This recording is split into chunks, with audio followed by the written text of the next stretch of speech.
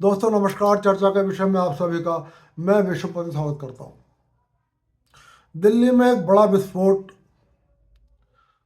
सोमवार की शाम को हुआ है।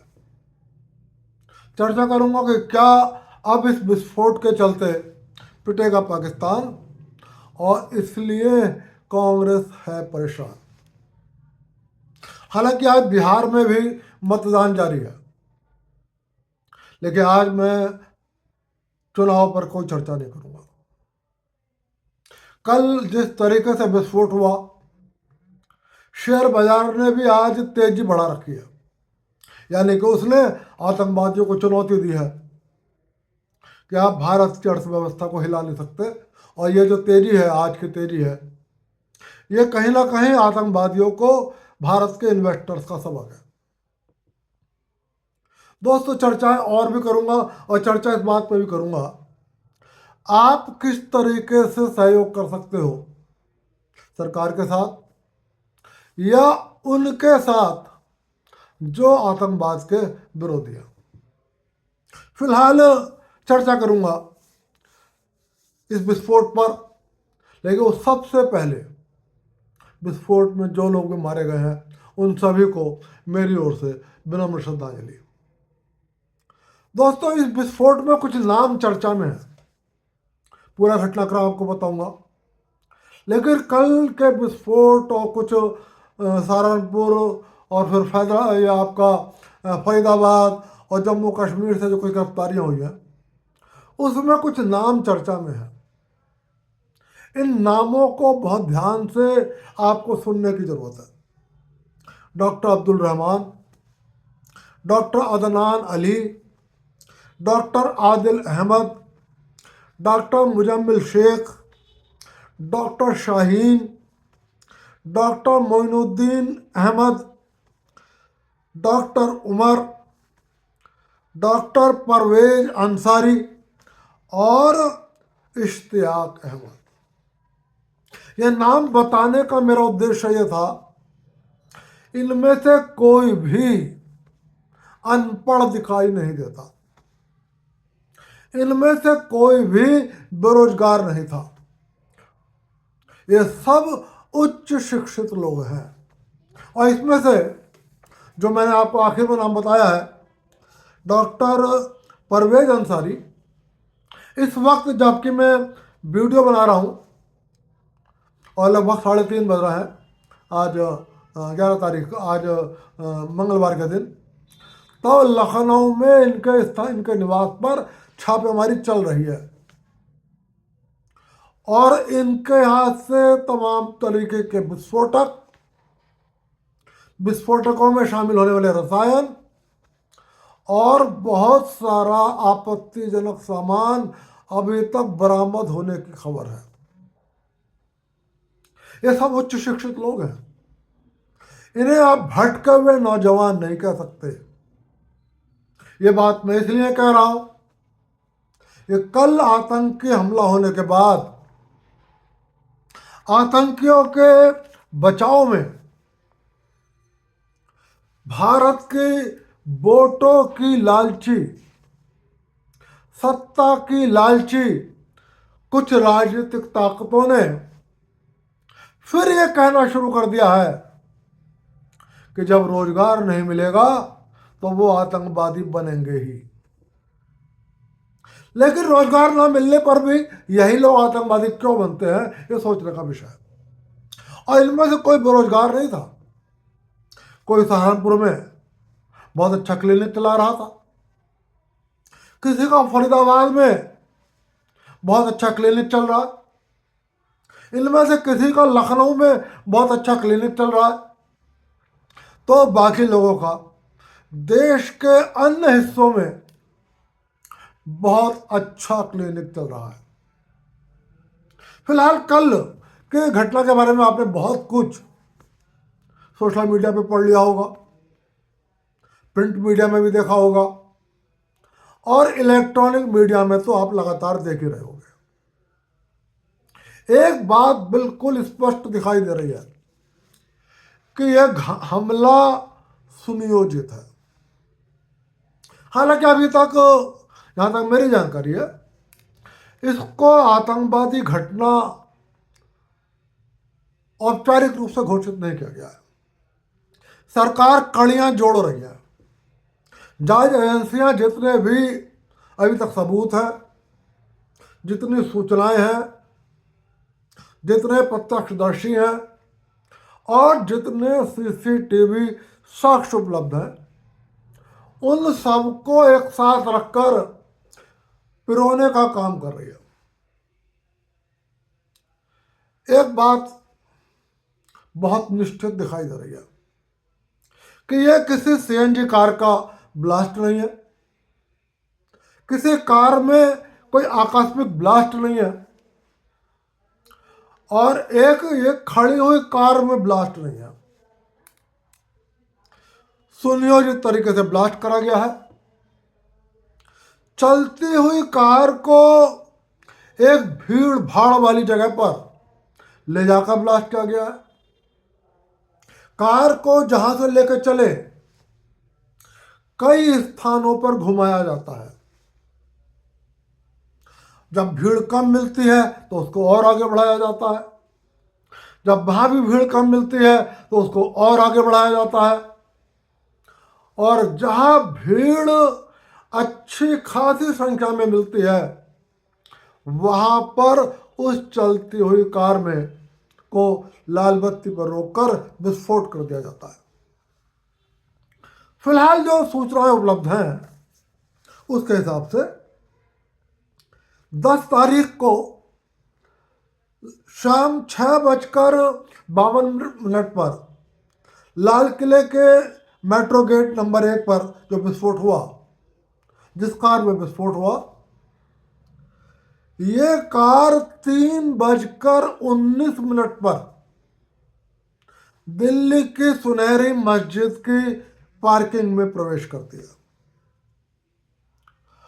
और ये कार हुंडई की एक सफेद रंग की i20 गाड़ी है। दूसरी बात जो बहुत महत्वपूर्ण है, उस कार को 3 घंटे तक ये कार वहां उस पार्किंग में खड़ी है। एक व्यक्ति उस गाड़ी के अंदर लगातार बैठा रहता है, वो कार से नीचे नहीं उतरता है और उसने अपने चेहरे को मास्क से ढक रखा है। सीसीटीवी उपलब्ध जो है उसमें साफ दिखाई दे रहा है कि वो व्यक्ति कार के अंदर ही बैठा है। न जब कार रुकती है ना वो तब उतरता है, ना वो कार जब चलती है वो ना तब उतरता है। कार 3 घंटे तक पार्किंग में खड़ी है, वो उतरता नहीं, टहलता नहीं, चलता फिरता नहीं, सिर्फ कार के अंदर बंद बैठा है। यह अपने आप में बेहद संदेहास्पद बात है। 2 संभावनाएं हैं। एक संभावना यह है कि वो किसी की प्रतीक्षा कर रहा है कार में आने के लिए। दूसरी संभावना यह है कि वो पाकिस्तान से अपने हैंडलर्स के संपर्क में है और वो उनके निर्देशों का इंतजार कर रहा है। जैसे उनसे निर्देश प्राप्त होंगे उसके बाद आगे की प्रक्रिया चलेगी। और तीसरी एक संभावना यह भी है कि कार में विस्फोटक रखे हैं, पूरा प्लान उसके पास है, पूरा नक्शा उसके पास है कि आपको ये भीड़ भाड़ का समय होता है शाम 7 बजे के लगभग, आपको उससे पहले गाड़ी पार्किंग में से निकालनी है, इन रूट्स पे जाना है। यदि रूट खाली मिलता है तो आगे बढ़ना है, वो भी खाली मिलता है तो उससे आगे बढ़ना है, और जिस रूट पर आपको भीड़ मिलती है वहां पर विस्फोट हो जाता है। तो ये 3 संभावनाएं इसमें है।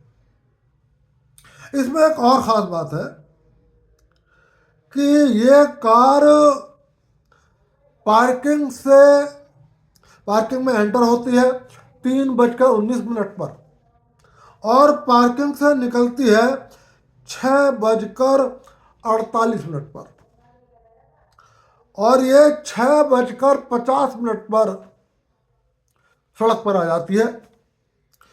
संभावना है कि जैश का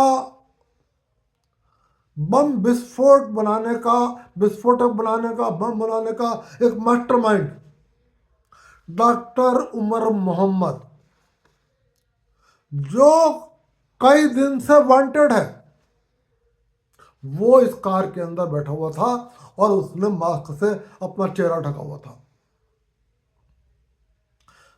पिछले 3 दिन से लगातार छापेमारियां हो रही हैं। सहारनपुर में छापेमारी हुई, कल फरीदाबाद में छापेमारी हुई, कश्मीर में कई जगह छापेमारी हुई है, गुजरात में छापेमारी हुई है और आज लखनऊ में जब मैं वीडियो बना रहा हूं छापेमारी चल रही है।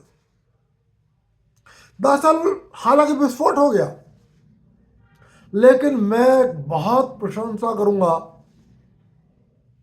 भारत की खुफिया एजेंसियों की, आतंकवाद विरोधी सुरक्षा बलों की और जम्मू कश्मीर के एटीएस की और गुजरात एटीएस की, जिसने समय रहते कुछ संदिग्धों को पकड़ लिया और उन संदिग्धों के द्वारा बताए जाने पर छापेमारी हुई। उसी छापेमारी में सहारनपुर में छापा मारा गया। उसी पूछताछ के बाद जम्मू कश्मीर में छापेमारी हुई और उसी पूछताछ के बाद कल सोमवार दिनांक 10 नवंबर को सुबह फरीदाबाद में छापेमारी होती है। और जो फरीदाबाद में छापेमारी होती है, जिस व्यक्ति की यहाँ छापेमारी होती है, इस व्यक्ति का नाम है डॉक्टर मुजम्मिल शकील। ये पुलवामा का रहने वाला है और इसके स्थान से, निवास स्थान से 2900 किलो यानी कि 2 कुंटल 900 किलो विस्फोटक इसके घर से बरामद होता है। सहारनपुर वाला डॉक्टर पहले गिरफ्तार हो चुका था। पुलिस इसको दिन में पूछताछ करती है। तब ये एक स्थान और बताता है कि वहां पर भी मेरा कुछ सामान रखा है। तब पुलिस कड़ाई से पूछताछ करती है और कल दोपहरी में ही पुलिस वहां छापेमारी करती है। वहां से 360 किलोग्राम आरडीएक्स बरामद होता है, AK-47 बरामद होती है, पिस्तौल बरामद होती है, गोला बारूद बरामद होता है और इलेक्ट्रॉनिक टाइमर बरामद होता है। और मैं आपको यह भी बता दूं कि सहारनपुर वाला जो डॉक्टर था, उसके भी मेडिकल कॉलेज के लॉकर से AK-47 बरामद होती है। संभावना यह मानी जा रही है कि जब सहारनपुर वाला डॉक्टर पकड़ा गया, वो महिला डॉक्टर पकड़ी गई और ये जितने नाम मैंने आपको बताए डॉक्टर्स के, ये डॉक्टर कहेंगे, इसमें कोई अनपढ़ नहीं है, कोई जाहिल नहीं है।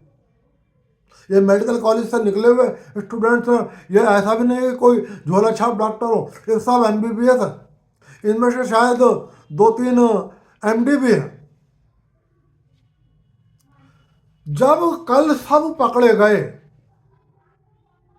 और डॉक्टर मुजम्मिल भी पकड़ा गया, तब यह माना जाता है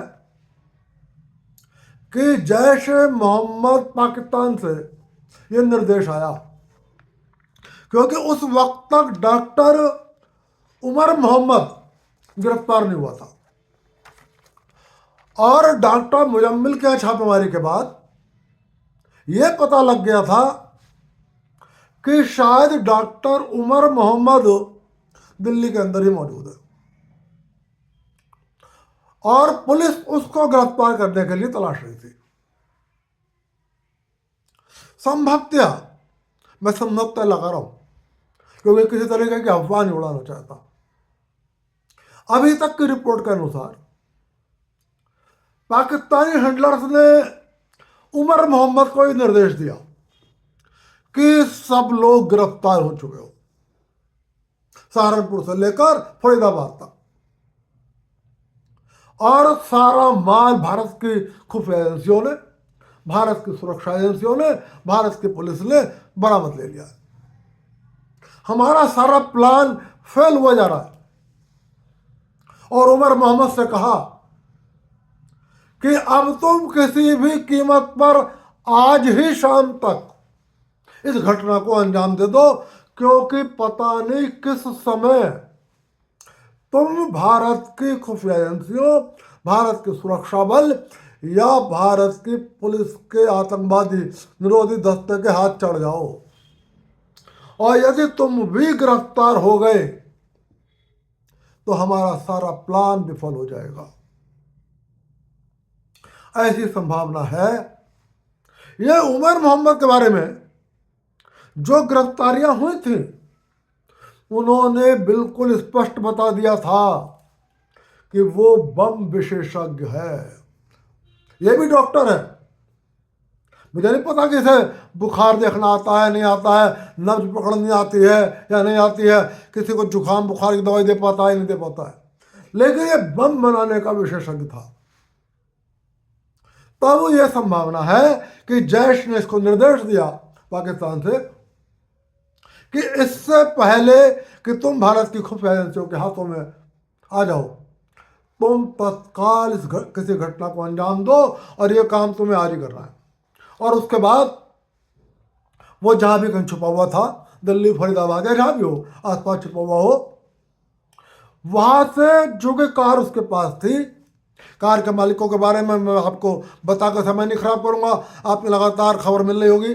अभी वो पुलिस चेन जोड़ रही है, कार किसने खरीदी, किसके एड्रेस पर थी, किसके नाम थी, उसने किसको बेची, जिसको बेची उसने किसको बेची, वो चेन जोड़ी जा रही है। फिलहाल वो उस कार को लेकर आ गया और बड़े आराम से वो 3:19 पर कार पार्किंग करके फिर अपने निश्चित समय का इंतजार करने लगा। और उसने सुनहरी मस्जिद, एक धार्मिक स्थान की पार्किंग को इसलिए चुना क्योंकि आमतौर पर धार्मिक पार्किंग की सुरक्षा व्यवस्था कम चौकस होती है, वहाँ की निगरानी कम होती है। हालांकि मुझे ऐसा लगता है कि शायद ही किसी पार्किंग में दिल्ली में मैं ये कहूँगा कि वहाँ पर बहुत सुरक्षा व्यवस्था चौकस होती है और वहाँ बहुत निगरानी होती है, होता तो सभी जगह हाल है। लेकिन उसने अपनी सेफ्टी के लिए कि वहाँ उसे कोई टोकेगा नहीं, बेरोक टोक होगा करेगा, कोई पूछेगा नहीं, वहाँ गाड़ी खड़ी कर दी। और उसके बाद उसने कल शाम को ही इस घटना का अंजाम दे दिया। ये तो रही दोस्तों विस्फोट की बात। अब जैसे ही विस्फोट होता है और विस्फोट को कुछ समय बीत जाता है, भारत में एक और स्लीपर सेल एक्टिव हो जाते हैं। हालांकि स्लीपर सेल कल फरीदाबाद में डॉक्टर मुजम्मिल की गिरफ्तारी होते ही सक्रिय हो गए थे। एक कोई समथिंग तिवारी जी हैं, मुझे नहीं पता उनका असली नाम है या फर्जी आईडी है, क्योंकि आप फेसबुक पर किसी की भी आईडी बना सकते हो, किसी भी नाम से बना सकते हो। उन्होंने कल दोपहर ही डॉक्टर मुजम्मिल को क्लीन चिट दे दी थी और कहा था कि बदनाम करने का प्रयास है, और जो बरामद हुआ है अकेले उससे विस्फोट नहीं हो सकता। जैसे ही विस्फोट हुआ, स्लीपर सेल एक्टिव हुए, और बड़े अफसोस के साथ ये बात कह रहा हूं कि भारत के कुछ राजनीतिक दलों के चेहरों पर मुस्कान आ गई और उनको ये लगा कि अब हमें यह कहने का मौका मिलेगा कि नरेंद्र मोदी तेरे शासन में तू जो बड़ा दम्भ भरता था कि 2014 में जब से मेरी सरकार आई है आतंकवादियों की नकेल कतर की है और दिल्ली में कोई विस्फोट नहीं हो पाया। आखिरकार वो विस्फोट हो गया। और उन राजनीतिक दलों ने, जो उसके नेताओं ने प्रेस कॉन्फ्रेंस करी, उनके चेहरों पर कुटिल मुस्कान थी। मैंने अभी अभी एक वीडियो देखा प्रशांत किशोर का भी। प्रशांत किशोर ने से संवाददाता ने पूछा कि दिल्ली में विस्फोट हुआ तो आप क्या कहोगे। मुझे नहीं पता कि प्रशांत किशोर की भावना क्या थी, लेकिन हल्की मुस्कुराहट उनके चेहरे पर थी और कहा कि चुनाव के समय ऐसी घटनाएं होती रहती हैं। भारत के सबसे बड़े राजनीतिक दल कांग्रेस पार्टी के कई नेताओं के चेहरे में टीवी पर देख चुका हूं। बहुत सारे व्यक्तिगत रूप से जिन आईडी को जानता हूं कि ये कांग्रेस पार्टी के लोग हैं, एक अजीब खुशी है। दुख व्यक्त करते हुए भी उन्हें खुशी हो रही है। दुख व्यक्त करना तो मजबूरी है, लेकिन दुख व्यक्त करते हुए भी खुश हो रहे हैं कि हमें भाजपा पर, मोदी पर प्रहार करने का मौका मिलेगा। हम कह सकते हैं कि भारत का सीना छलनी हुआ है। ये कोई अननेचुरल बात नहीं है। भारत में कुछ राजनीतिक ताकतें लगातार आतंकवादियों का समर्थन करती हैं। यदि आप पिछले कुछ समय से राहुल गांधी के भाषणों को वाच कर रहे हो तो लगातार देख रहे हो कि वो लोगों को उकसा रहे हैं। प्रियंका वाड्रा लोगों को उकसा रही है कि लोग सड़कों पर आए, लोग अराजकता फैलाए। ऐसे में आपसे एक अपील जरूर करूंगा, आप सरकार के साथ क्या सहयोग कर सकते हो। मैं ये तो नहीं कहूंगा कि आप सड़कों पर जाकर किसी के साथ मारपीट करो। ये भी नहीं कहूंगा कि सड़कों पर जाकर आप सुरक्षा बलों के लिए या पुलिस के लिए किसी तरीके की चुनौती पैदा करो। सोशल मीडिया पर जो लोग हैं, उन लोगों से एक अपील कर रहा हूं, क्योंकि बहुत सारे ऐसे लोग हैं, कुछ पेड हैं, कुछ मानसिक रूप से बीमार हैं, कुछ मानसिक रूप से देश विरोधी हैं, कुछ वैचारिक रूप से देश विरोधी हैं, कुछ कांग्रेस की वजह से, कांग्रेस का सदस्य या समर्थक होने की मजबूरी में देश विरोधी गतिविधियों का समर्थन करने को मजबूर है। हालांकि कांग्रेस ही नहीं, उत्तर प्रदेश के राजनीतिक दल के एक नेताजी का भी बयान बहुत अच्छा नहीं है। यदि आप सोशल मीडिया पर सक्रिय हैं तो यहां पर आपसे मैं कहूंगा बोल्डनेस दिखाने की जरूरत है, डरने की जरूरत नहीं है। जो भी इस वक्त सुरक्षा एजेंसियों पर प्रश्न खड़े कर रहा है, जो आतंकवादियों की निंदा नहीं कर रहा बल्कि प्रश्न भारत की पुलिस से पूछ रहा है, प्रश्न वो इस वक्त भारत की सुरक्षा एजेंसियों से कर रहा है, ये पता होने के बावजूद कि सहारनपुर और जम्मू से लेकर फरीदाबाद तक गिरफ्तारियां हो रही हैं, तमाम विस्फोटक बरामद हुए, तब भी वो ये कह रहा है कि सुरक्षा बल क्या कर रहे थे, पुलिस क्या कर रही थी, एटीएस क्या कर रहे थे। समझ लो, या तो वो खुद आतंकवाद का समर्थक है या वो आतंकवादी समर्थकों का गुलाम है। ऐसे लोगों को सोशल मीडिया पर धुतकारिए। जरूरी नहीं है कि ये लोग सोशल मीडिया में फेसबुक पर ही हो या सिर्फ ट्विटर पर हो या बस इंस्टाग्राम पर हो। अपने लोकल व्हाट्सएप चैनलों पर भी जाकर देख लीजिए। मैं अपने यहाँ के भी व्हाट्सएप चैनलों पर भी देखता हूं, जो लोग कभी आतंकवादियों की निंदा नहीं करते, आतंकवादियों के हैंडलर्स की निंदा नहीं करते, आतंकवाद का समर्थन करने वाले राजनीतिक ताकतों की निंदा नहीं करते, बस एक ही प्रश्न पूछते हैं ये कैसे हो गया, वो कैसे हो गया। तो आप क्या कर सकते हो ये आपको बता रहा हूं।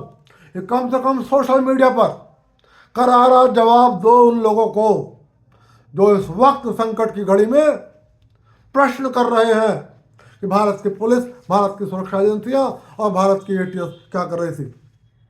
मैं फिर कह रहा हूं, सुरक्षा एजेंसियां, पुलिस, एटीएस सतर्क थी, मौजूद पूरी तरीके से सतर्क थी, और उन्होंने एक बहुत बड़ी घटना को होने से रोक लिया। हालांकि दिल्ली की घटना घटित हो गई, लेकिन आप निश्चित समझो जिस तरीके से फरीदाबाद से लेकर सहारनपुर, लखनऊ और जम्मू श्रीनगर तक गिरफ्तारियां हो रही हैं, जितने कुंटलों में विस्फोटक, आरडीएक्स और तो और मैं आपको बता दूं कि कई तरीके का रसायन मिल रहे हैं।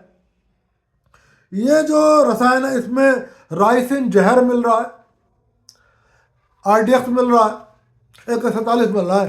इस सब से इन लोगों का इरादा शायद कई हजार लोगों को मौत के मुंह में धकेलना था।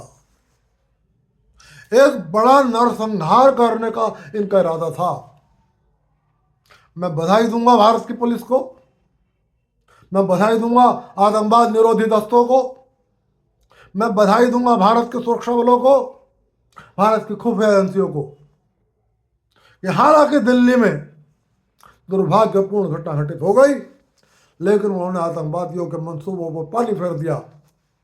और ये जो मैंने तुम्हें बहुत सारे नाम बता दिए, डॉक्टर मुजम्मिल और डॉक्टर उमर और डॉक्टर परवेज अंसारी और डॉक्टर रहमान और डॉक्टर अदनान अली, डॉक्टर अतहर और डॉक्टर मुजम्मिल, डॉक्टर मोइनुद्दीन, इन सब को समय रहते गिरफ्तार कर लिया। सिर्फ आपसे एक अपील कर रहा हूं, राजनीतिक स्वार्थों को कुछ समय के लिए उठाकर एक तरफ रख दीजिए, राजनीतिक विचारधारा को इस समय उठा के एक तरफ रख दीजिए और भारत के साथ खड़े हो जाइए। उन लोगों को मुंह तोड़ जवाब दीजिए जो आतंकवादियों की निंदा नहीं कर रहे, आतंकवादियों के हैंडलर्स की निंदा नहीं कर रहे, बल्कि भारत पर, भारत सरकार पर, भारत की एजेंसियों पर प्रश्न उठा रहे हैं। ऐसा भी आप करोगे तो आतंकवादी ताकतों के मंसूबों को ध्वस्त करोगे, उनके मनोबल को तोड़ोगे। ये समय देश के साथ खड़े होने का है, ये समय भारत के सुरक्षा बलों के साथ खड़े होने का है, इस समय भारत के सरकार के साथ खड़े होने को है। अब सवाल है कि क्या पिटेगा पाकिस्तान, और इसीलिए हो रही है कांग्रेस परेशान।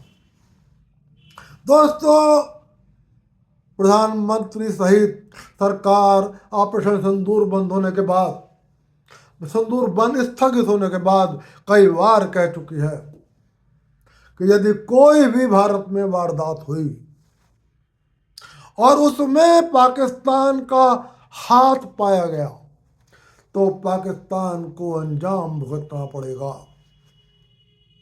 अभी तक सरकार ने औपचारिक रूप से ऐसा कोई ऐलान नहीं किया है कि इस घटना में पाकिस्तान का हाथ है, लेकिन जिस तरीके से घटना हुई है, जिस तरीके से घटना घटित हो रही है, जिस तरीके से कश्मीर के तमाम डॉक्टर्स पकड़े जा रहे हैं, ये डॉक्टर गैंग है, एक तरीके से डॉक्टर्स पकड़े गए हैं, जिस तरीके से वो हैंडलर 3 घंटे से वो आतंकी 3 घंटे तक सुनहरे मस्जिद के पार्किंग में गाड़ी के अंदर बैठा रहा, ये संभावना है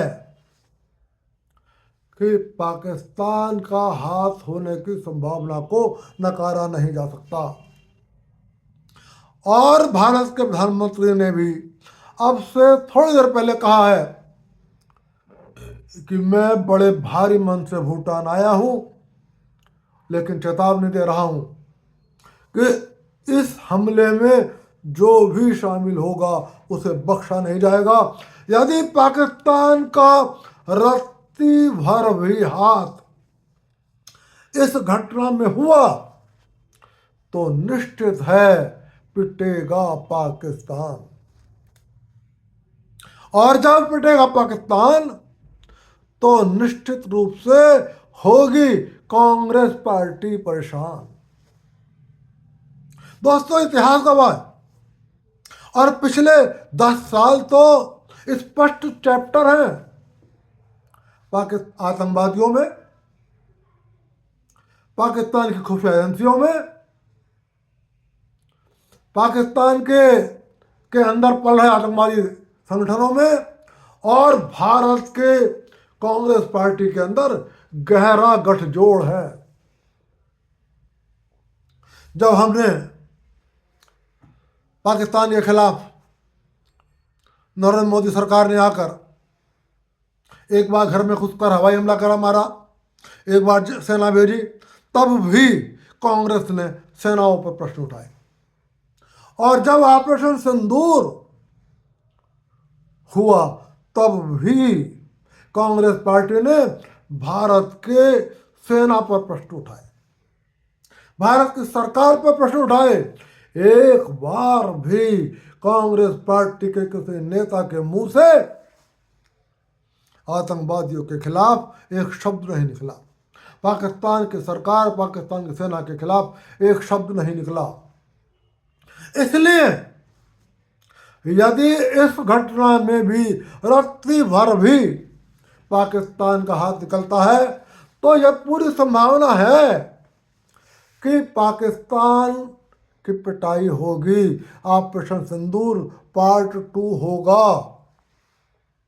और उस परिस्थिति में पाकिस्तान को क्लीन चिट देने के लिए, मोदी सरकार को कटघरे में खड़ा करने के लिए, पाकिस्तान की सेना को सहयोग करने के लिए, पाकिस्तान से में पल रहे और पाकिस्तान द्वारा संचालित आतंकवादियों को नैतिक सहायता देने के लिए कांग्रेस पार्टी निश्चित रूप से भारत में कोई षड्यंत्र रच सकती है, कोई प्रपंच रच सकती है, कोई नया नैरेटिव सेट कर सकती है।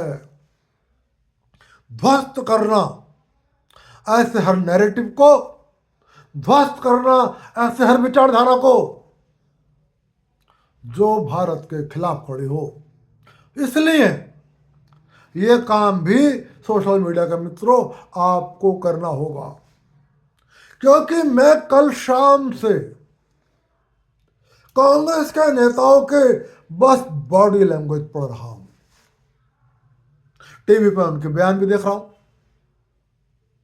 सबके चेहरों पर एक और तो मुस्कान है और दूसरी ओर उनके बयानों में चिंता झलक रही है कि कहीं हमारा प्रिय पाकिस्तान उसके आतंकवादी और उसके सेनाओं को नरेंद्र मोदी फिर अपने हमले का निशाना न बना दे। तो देखते हैं फिलहाल कि क्या पिटेगा पाकिस्तान, कितनी होगी कांग्रेस पार्टी परेशान, और क्या मुकाबला करती है भारत की जनता, ऐसे राजनीतिक दलों का क्या मुकाबला करती है भारत की सरकार।